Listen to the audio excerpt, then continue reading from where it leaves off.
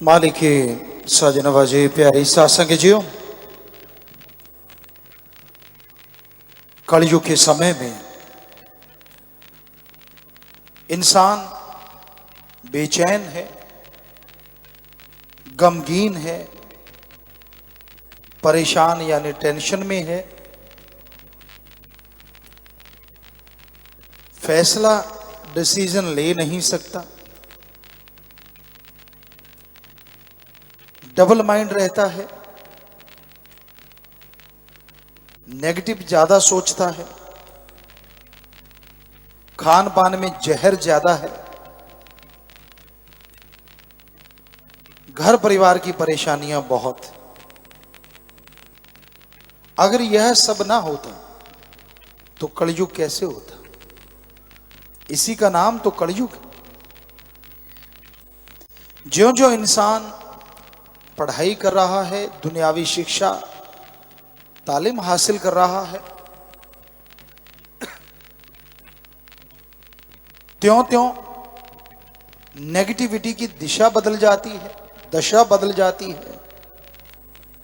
लेकिन यह नहीं है कि नेगेटिव ही बदल जाए, इंसान के अंदर की गलत सोच बदल जाए, क्योंकि पढ़ाई लिखाई में ऐसा कुछ है नहीं।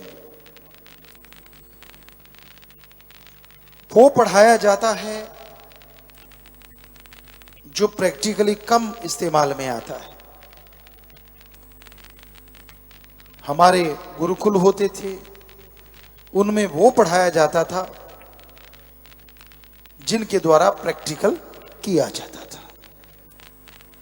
आजकल प्रैक्टिकल कुछ और होते हैं, पढ़ाया कुछ और जाता है। दिमाग पे बोझ ज्यादा है और जो पढ़ाई से सफलता मिलनी चाहिए उसकी रेशो कम है। होना यह चाहिए कि बच्चा जिस फील्ड में जाना चाहता है उस फील्ड को चुन ले, अच्छी लैंग्वेज का ज्ञान हो, मैथमेटिक्स का ज्ञान हो, साइंस का ज्ञान हो, और उसके बाद वो जीवन में लक्ष्य निर्धारित करके उसकी तरफ बढ़ता जाए तो देश भी और समाज भी सफलता के चरम सीमा पे पहुंच सकता है। इंसान पढ़ा कुछ और है, रियल लाइफ में कर कुछ और रहा है। कईयों को तो कॉलेज में जाते +2 में क्या पढ़ा था याद ही नहीं, कॉलेज पढ़ गए तो पहले क्या था वो याद नहीं, और उसकी जरूरत भी नहीं याद करने की, तो फिर वो पढ़ाया ही क्यों? अगर वो दिलो दिमाग में बिठाना ही नहीं और उसकी आने वाले टाइम में कोई जरूरत ही नहीं, तो फिर क्यों ना जिसकी जरूरत है वही बचपन से पढ़ाया जाए।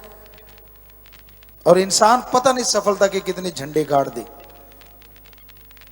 उस सब्जेक्ट को लेके, उस विषय को लेके वो पढ़ता जाए तो तरक्की बेहद ज्यादा करेगा।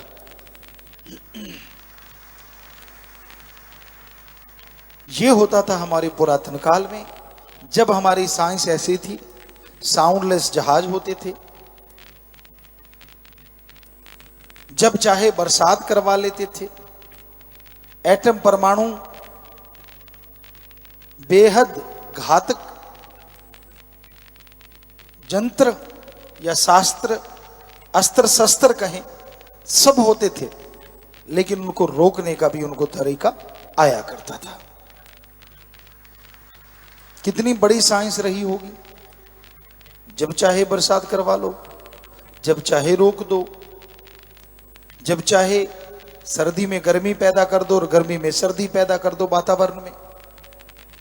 क्या कमाल था, साउंडलेस जहाज थे। तो साइंस इसलिए तरक्की करती थी क्योंकि जिसका जो टैलेंट होता था, एक उम्र तक सब सब्जेक्ट पढ़ाए जाते थे ताकि बच्चे में निखार आ जाए, बुद्धि तीक्ष्ण हो जाए, और उसके बाद फिर सब्जेक्ट चुन के उस पर पूरा ध्यान दिया जाता था। और कई बार तो शुरुआत में ऐसा था कि वो सब्जेक्ट शुरू से ही पढ़ाए जाते थे जो पूरी लाइफ में काम आने वाले हैं, और साथ में दूसरा ज्ञान करवा दिया जाता था। तो हम नहीं कहते कि आज की पढ़ाई गलत है, लेकिन पहले हमारे देश की, हमारी संस्कृति की जो पढ़ाई थी वो आज से बहुत ज़्यादा आगे थी और बहुत ज़्यादा साइंस हमारी बड़ी थी, ये हम आपको गारंटी दे सकते हैं। एक ही गुरु राजा भी बनाता था, दुकानदार भी बनाता था, बिजनेसमैन भी बनाता था, मंत्री भी बनते थे, व्यापार भी होता था और लेक्चरार भी होते थे। सब कुछ एक में इतने टैलेंट होते थे, तभी उसके शिष्यों में भी अनेक टैलेंट होते थे। अब एक एक ही सब्जेक्ट को बोझ समझ के पार कर रहा है, तो बच्चे भी तो बोझ समझ के ही पार करेंगे ना। तो आज के दौर में पढ़ाई का ये दूसरा असली पढ़ाई से हम दूर होते जा रहे हैं। हमारे धर्मों में पवित्र वेदों का पाठ कराया जाता था ताकि इंसान इंसान जरूर बने, शैतान ना बन जाए। इंसानियत में गुण क्या होते हैं, दूसरों का भला कैसे करना है, हमारी सभ्यता क्या है, बोलने का अंदाज क्या है, व्यवहार कैसा होना चाहिए, सत्कार करना करवाना कैसे चाहिए, ये हमारी सभ्यता में सिखाया जाता था।